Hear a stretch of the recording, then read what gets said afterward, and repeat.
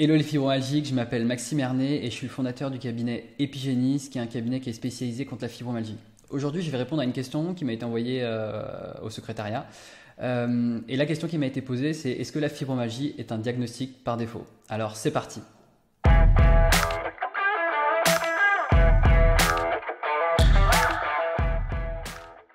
Ok, alors déjà, merci beaucoup à Maryse qui m'a envoyé cette question. Tout le monde peut m'envoyer des questions que vous pouvez vous poser sur votre fibromyalgie. Et l'objectif, c'est vraiment que sur cette chaîne, je réponde à toutes les questions qu'on peut se poser quand on est fibromyalgique.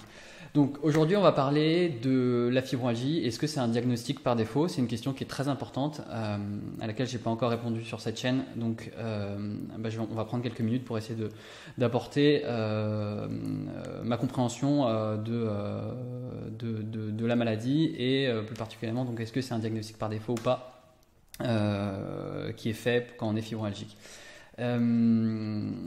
Alors, d'abord, ce qu'il faut savoir, c'est que je vais donner tout de suite mon avis, c'est que je ne crois pas du tout que la fibromyalgie soit un diagnostic par défaut, et je vais argumenter justement dans cet épisode. Déjà, c'est une maladie qui est extrêmement compliquée à diagnostiquer pour la médecine conventionnée. Ce qu'il faut comprendre, c'est que donc moi, avec ma casquette de naturopathe, je n'ai pas le droit et je n'ai même pas l'envie de poser des diagnostics, puisque ça n'a aucun intérêt pour moi. La médecine conventionnée a besoin de poser un diagnostic, puisque avec le diagnostic, elle va avoir un protocole à mettre en place bien particulier. Et donc, elle a besoin de poser son diagnostic. Moi, en tant que naturopathe, ça ne m'intéresse pas de mettre un nom sur un ensemble de symptômes. C'est ça le fait de poser un diagnostic. Moi, ce qui m'intéresse seulement en tant que naturopathe, c'est de voir les symptômes du corps et pour essayer de comprendre pourquoi il fait ces symptômes. Et ensuite, justement, en fonction de ce que j'ai compris, essayer de l'accompagner pour justement qu'il arrête de faire ses symptômes et pour vérifier qu'en fait on peut être en bonne santé. Le diagnostic en fait est simplement additionner plusieurs symptômes entre eux et cette addition donne le nom d'une maladie. Pour la médecine conventionnée, c'est très important de réussir à diagnostiquer, à poser le nom d'une maladie, puisqu'ils guérissent les maladies grâce. Le diagnostic, c'est le début, c'est-à-dire qu'on sait quelle maladie c'est, et donc ils ont un protocole à mettre en place, un médicament chimique de synthèse qui va permettre de supprimer les symptômes, où il va falloir faire une opération chirurgicale, où il va falloir utiliser des radiations. Ça, ce sont les trois outils que la médecine conventionnée peut utiliser pour guérir les maladies. Et donc, très important pour eux de réussir à poser un diagnostic. Pour poser un diagnostic en médecine conventionnée, ils ont besoin de trouver des signes biomédicaux. Donc, des signes biomédicaux, c'est des choses concrètes qu'on peut voir. Donc, typiquement, c'est une inflammation à tel endroit, c'est la présence d'un microbe à tel endroit, c'est la présence d'un virus à tel endroit, c'est un os cassé. Voilà. Avec des appareils, avec des analyses, des prises de sang, des scanners, des auscultations, on peut vérifier qu'il y a donc un signe biomédical. Et ce signe ou ces signes biomédicaux vont permettre de confirmer la maladie. Donc, une personne va dans le cabinet d'un médecin conventionné, il dit « Voilà, je souffre de tels symptômes, je suis malade ». Le médecin va donc devoir ausculter la personne pour vérifier. Typiquement, on va chez le généraliste, oui, j'ai mal à la gorge, tac, il ouvre la bouche, il voit qu'il y a une inflammation de la gorge, donc son signe biomédical, il voit qu'il y a une inflammation au niveau de la gorge, donc il sait que la personne est vraiment malade. Donc ça, je grossis le trait, mais c'est exactement comme ça qu'on pose un diagnostic en médecine conventionnée. Donc ils vont devoir, parfois pour certaines maladies, il faut faire des prises de sang. On va voir la présence, par exemple pour les allergies, la présence d'anticorps dans le corps, qui va dire ah ça c'est le signe biomédical pour dire que la personne est bien allergique à tel allergène. Donc il y a toujours besoin de quelque chose, une inflammation, la présence d'un signe biomédical ou de plusieurs signes biomédicaux pour permettre de confirmer ce que la personne dit au médecin. Le problème, c'est que dans la fibromyalgie, il n'y a pas de signe biomédical. Donc, c'est-à-dire que dans la fibromyalgie, on ne trouve aucune inflammation, on ne trouve rien qui fait qu'on peut confirmer ou infirmer le fait que la fibromyalgie est présente chez cette personne. Et ça pose un énorme problème à la médecine conventionnée, puisque on voit bien qu'il y a énormément de personnes qui disent souffrir de symptômes, des 3 symptômes de la fibromyalgie, que sont une douleur diffuse, une fatigue chronique et un sommeil qui n'est pas réparateur. Donc ça fait 2 à 5% de la population qui dit souffrir de ces symptômes-là. Donc ça fait quand même énormément de personnes quand même pour une maladie qui est extrêmement handicapante. Mais le problème, c'est que cette maladie ne rentre pas dans les cases de la médecine conventionnée. Donc quand une personne est fibromyalgique, elle va chez son médecin, elle dit voilà, j'ai des douleurs diffuses, à un moment j'ai mal dans le dos, à un moment c'est la jambe droite, à un moment c'est le bras gauche, et ça peut changer toutes les 5 minutes. Donc il dit ça. Après j'ai dit je suis fatigué tout le temps, je me réveille, j'ai l'impression d'être autant fatigué que la veille, donc fatigue chronique, sommeil pas réparateur. Donc il y a beaucoup de personnes qui arrivent et donc le médecin il est là et il essaye de trouver des signes biomédicaux. Et donc c'est pour ça que le parcours pour réussir à diagnostiquer la fibromyalgie quand on est fibromyalgique est souvent extrêmement compliqué et prend des années.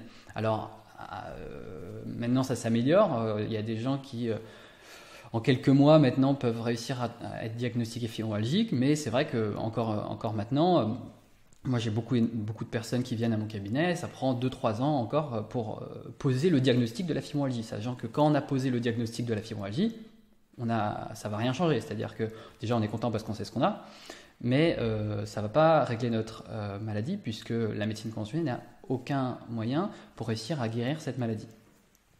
Donc parcours du combattant pour réussir à diagnostiquer cette maladie puisqu'on ne voit rien et puisque la médecine conventionnelle a besoin de voir des signes biomédicaux, donc très compliqué, et donc parcours du combattant. Donc comment ils font pour diagnostiquer la fibromyalgie ? Ils vont diagnostiquer la fibromyalgie par élimination.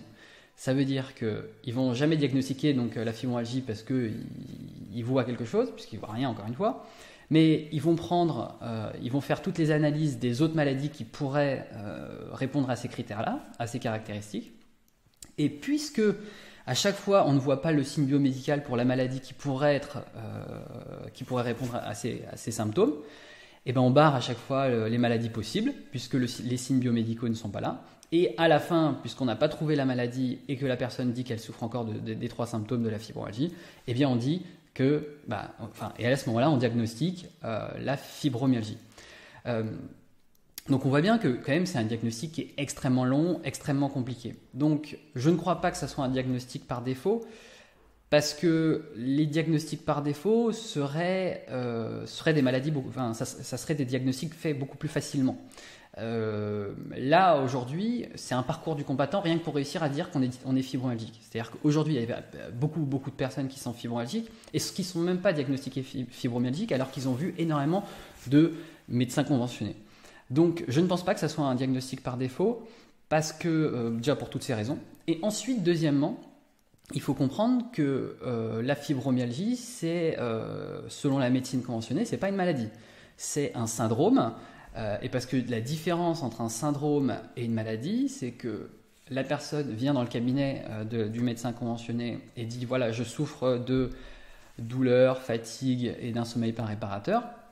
Donc la personne dit souffrir de plusieurs symptômes. Aujourd'hui, la personne n'a pas encore été diagnostiquée, donc l'ensemble de ces symptômes forment un syndrome.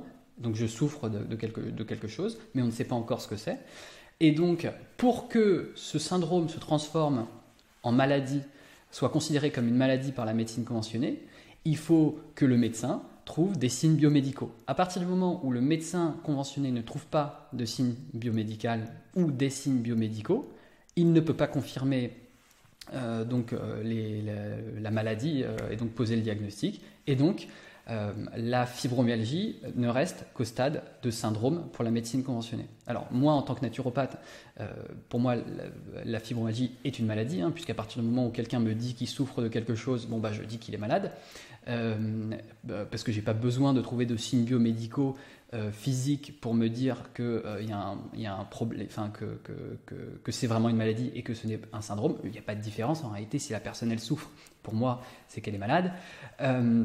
Mais vu que la fibromyalgie ne rentre pas dans les cases de la médecine conventionnée, il y a cette dissociation qui se fait entre on a trouvé les signes biomédicaux et donc c'est une maladie, on n'a pas trouvé les signes biomédicaux et donc c'est un syndrome.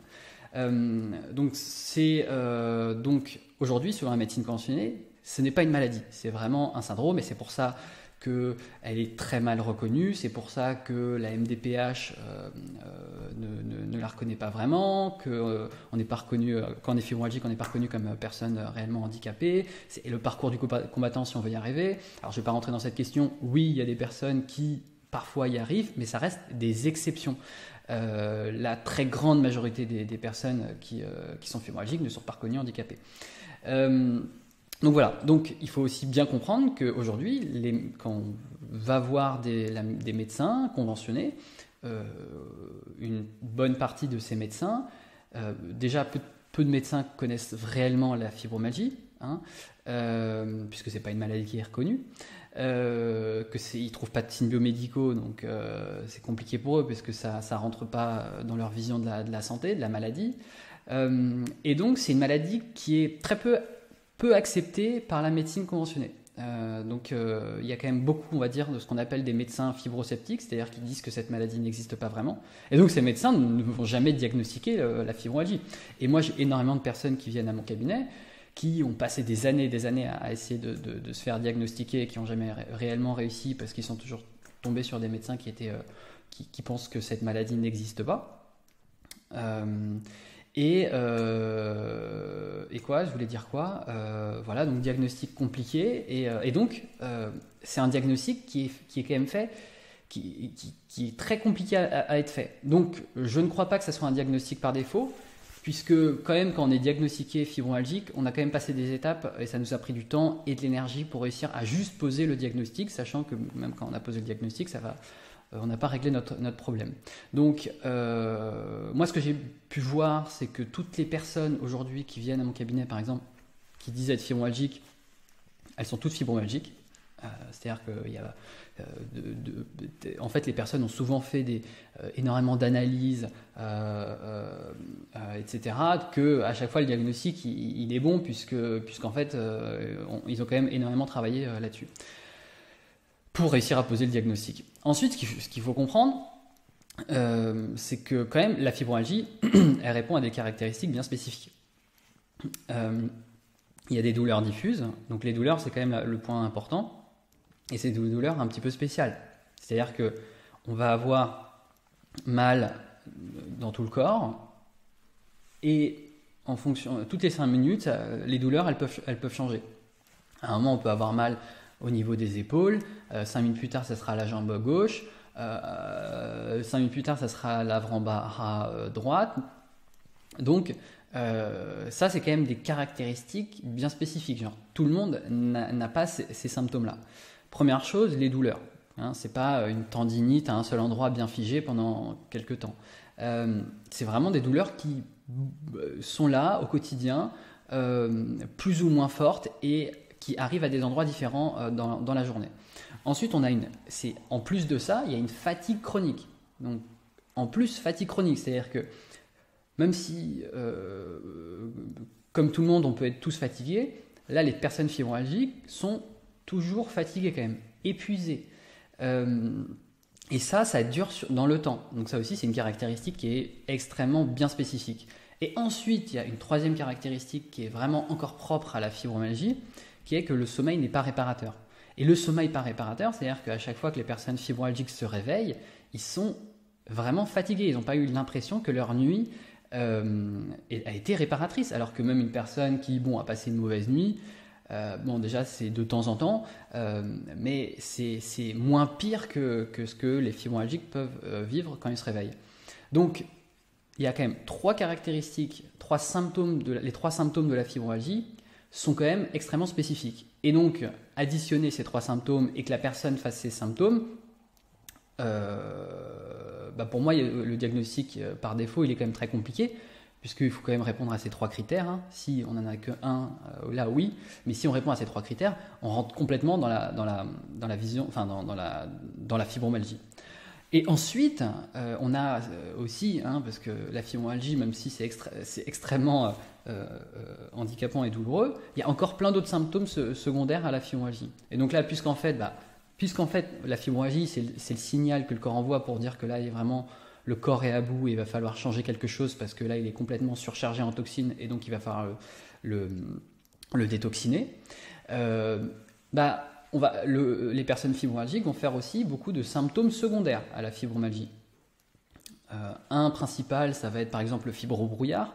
C'est le fait d'être complètement vaseux, de ne pas réussir à connecter trop les idées, de ne pas être trop dans les discussions quand on discute, d'avoir peu de mémoire ou des trous de mémoire de temps en temps. Enfin voilà, d'avoir l'impression d'être dans le brouillard, quoi. Et ça, c'est des personnes qui sont fibromyalgiques et qui très souvent on leur a retiré leur végétation, leurs amygdales. Je ne vais pas rentrer dans le détail de pourquoi, etc. Mais c'est souvent dans ce cas-là, la majorité des gens qui souffrent d'un fibrobrouillard très important et que je coach là pour se débarrasser de leur fibromyalgie, ce qui se passe très souvent, c'est que ces personnes en fait on leur a retiré leur végétation ou leur amygdale, et c'est pour ça que la détoxination au niveau de la boîte crânienne est beaucoup plus compliquée.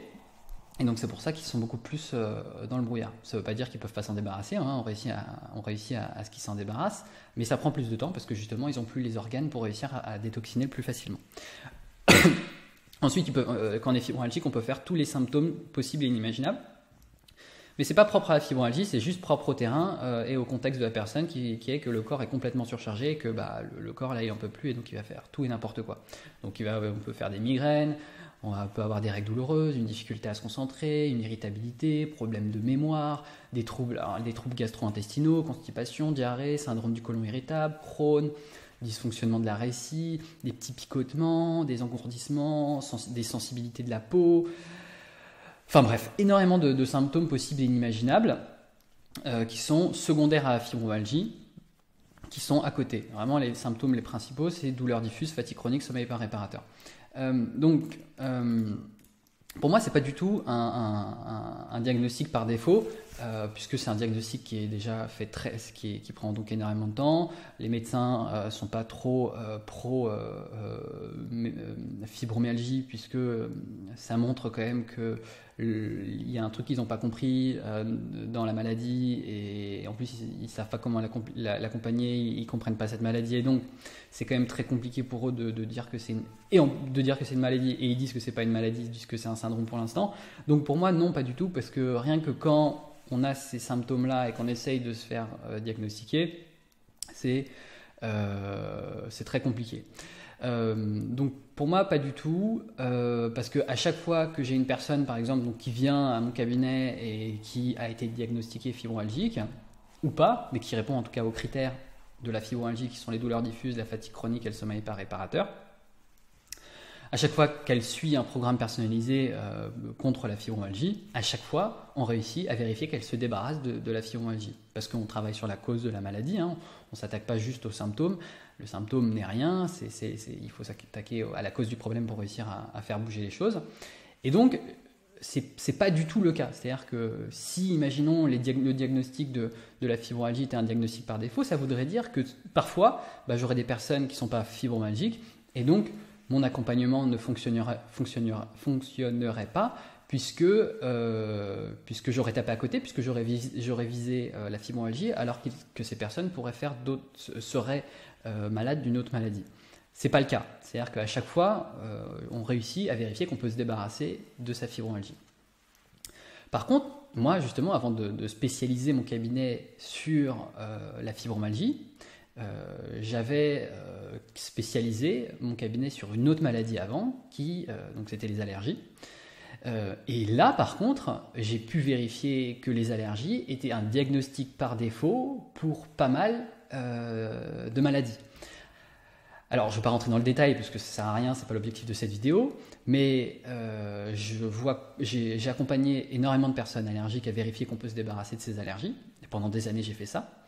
Et j'ai pu voir en fait qu'il y avait énormément de personnes qui étaient diagnostiquées allergiques et en fait qui n'étaient pas du tout allergiques. Énormément de personnes qui étaient diagnostiquées allergiques parce que les médecins confondaient, donc voyaient des réactions. Par exemple, si on prend des allergies alimentaires, il y a beaucoup de gens qui, parce que quand ils mangeaient quelque chose, ils faisaient une grosse réaction. Ils pouvaient par exemple faire des diarrhées s'ils mangeaient tel aliment. Donc là, la médecine conventionnelle disait réaction du corps quand on mange un aliment qui semble normal, alors réaction allergique. Et en fait, pas du tout. Ils n'ont jamais réussi à trouver les anticorps qui disaient qu'il y avait une réaction allergique, mais c'était quand même diagnostiqué allergique. Parce que justement, même leurs analyses, ils disent que c'est pas 100% sûr à tous les coups, et donc si on voit la réaction, c'est qu'il y a des allergies. En fait, pas du tout. Ces personnes-là, quand je les accompagnais, il fallait surtout pas faire un programme contre les allergies, puisque le problème n'était pas au niveau des allergies, c'était au niveau de la muqueuse intestinale qui était complètement enflammée. Et puisque ces aliments étaient un petit peu irritants sur une muqueuse intestinale enflammée, eh bien, c'est pour ça que les intestins balançaient de l'eau directement, enfin que le corps balançait de l'eau à l'intérieur des intestins pour éliminer le plus rapidement possible ces aliments qui allaient irriter encore plus la muqueuse intestinale. Et donc, c'était un mécanisme de défense. À partir du moment où on chouchoutait la muqueuse intestinale, elle était en bonne santé, les personnes pouvaient reconsommer ces aliments et le corps ne faisait plus de diarrhée. Donc voilà, ça c'est un exemple par exemple pour les allergies alimentaires, mais on peut faire la même chose pour les allergies respiratoires.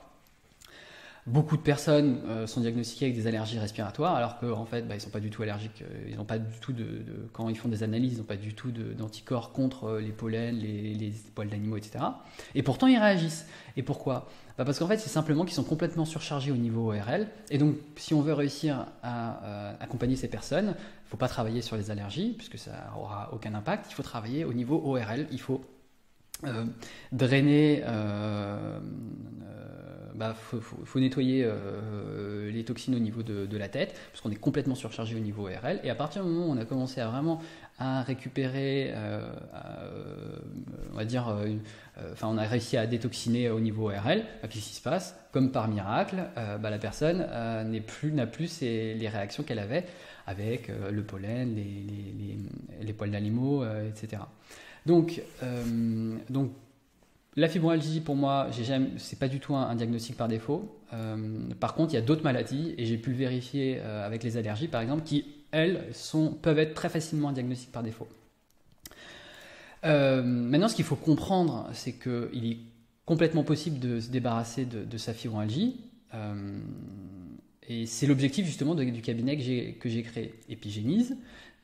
Mon objectif, c'est de montrer qu'on peut y arriver quand on s'occupe de la cause du problème. Le problème dans tout ça, c'est qu'aujourd'hui, personne ne s'attaque réellement à la cause du problème parce que déjà, personne ne comprend réellement cette maladie. Donc moi, j'ai accompagné pendant très longtemps quand même des personnes fibromyalgiques. Je me suis fait ma compréhension de cette maladie grâce justement à l'expérimentation et au travail avec les personnes qui sont venues me consulter. Et aujourd'hui, je suis arrivé à un stade où on a un taux de résultat du programme contre la fibromyalgie qui est de 100%. Donc c'est-à-dire que ça prend entre 5 et 6 mois à toutes les personnes qui viennent nous consulter à vérifier qu'ils peuvent se débarrasser de leur fibromyalgie. Alors, il n'y a pas de pilule miracle, il faut travailler sur la cause du problème. Ce n'est pas un médicament miracle, une pilule magique à prendre tous les matins. C'est une hygiène de vie à mettre en place entre 5 à 6 mois pour vérifier qu'on peut se débarrasser de sa fibromyalgie. Après, cette hygiène de vie n'est pas à suivre toute sa vie. Il y a quelques règles qu'il faudra suivre. Mais c'est pendant ces 5 à 6 mois, on vérifie qu'on peut rééquilibrer le corps. Et quand on rééquilibre le corps, qu'on lui détoxine, qu'est-ce qui se passe ? Il arrête de faire des symptômes pour rien. Ce qu'il faut comprendre aussi, c'est que le corps, la fibromyalgie, ce n'est pas un dysfonctionnement du corps. C'est-à-dire que les personnes fibromyalgiques répondent à des critères, ont un terrain actuellement qui fait qu'ils développent des symptômes de la fibromyalgie. Mais si on modifie ce terrain, on peut vérifier qu'on n'a plus nos symptômes de la fibromyalgie. Donc ce n'est pas un dysfonctionnement du corps, c'est pas la maladie qui nous tombe dessus, c'est qu'aujourd'hui, on n'a pas compris comment fonctionnait réellement la santé. On croit que c'est en camouflant les symptômes qu'on va réussir à être guéri. Ça ne fonctionne pas comme ça, la santé. Toutes les maladies ont une raison physiologique et la fibromyalgie, c'est exactement la même chose. Pour réussir à vérifier qu'on peut se débarrasser donc, de sa fibromyalgie, il faut travailler sur les causes de la fibromyalgie. J'ai déjà fait plein d'épisodes là-dessus, donc je vous invite à aller voir ces épisodes si ça vous intéresse. Mais il faut réussir à drainer les toxines qui se trouvent au niveau des cellules tendineuses et des cellules musculaires pour arrêter de souffrir de ces douleurs diffuses, etc. Il faut chuchoter sa muqueuse intestinale parce qu'aujourd'hui, les intestins, quand on est fibromyalgique, les intestins sont poreux. Ça crée beaucoup trop de déchets alimentaires qui rentrent à l'intérieur du corps. Et ensuite, il faut refaire fonctionner les émonctoires, donc les portes de sortie des déchets du corps, parce qu'aujourd'hui, les personnes fibromyalgiques, c'est un peu comme un bocal fermé, rempli de toxines, mais les toxines ne sortent pas vraiment. Donc on voit bien la peau qui doit sortir des toxines avec la transpiration ou avec le sébum, elle est très sèche, elle ne fonctionne plus comme elle devrait. Les poumons sont une porte de sortie aussi avec l'air. Les reins sont une porte de sortie avec les urines et les selles sont les intestins sont une porte de sortie avec les selles. Tout ça, aujourd'hui, quand on est fibromyalgique, les émonctoires ne fonctionnent pas assez pour justement éliminer la quantité de déchets qui se trouvent à l'intérieur du corps. Et donc, c'est tout le travail que je fais au quotidien avec les personnes qui viennent à mon cabinet. C'est de justement travailler sur tous ces points pour réussir à vérifier qu'on peut se débarrasser de sa fibromyalgie en 5 à 6 mois. Et on commence à voir, au bout d'un mois du programme, un mois et demi, ça dépend des personnes, on commence à avoir beaucoup plus d'énergie, on a moins de douleur et on commence à avoir un sommeil qui est meilleur. Ça prend un mois et demi, et après, petit à petit, on voit que tout ça s'améliore aussi au fur et à mesure, et ça prend 5 à 6 mois au tout. Voilà, donc j'espère que j'ai bien répondu à la question. Maintenant, je vais vous mettre un lien dans la description de l'épisode pour permettre d'avoir accès à du contenu gratuit pour commencer à comprendre votre fibromyalgie gratuitement. Donc si ça vous intéresse, cliquez sur le lien dans la description et vous obtiendrez tout cela gratuitement. Voilà, je vous souhaite une très bonne journée les fibromyalgiques et je vous dis à très bientôt. Bye bye.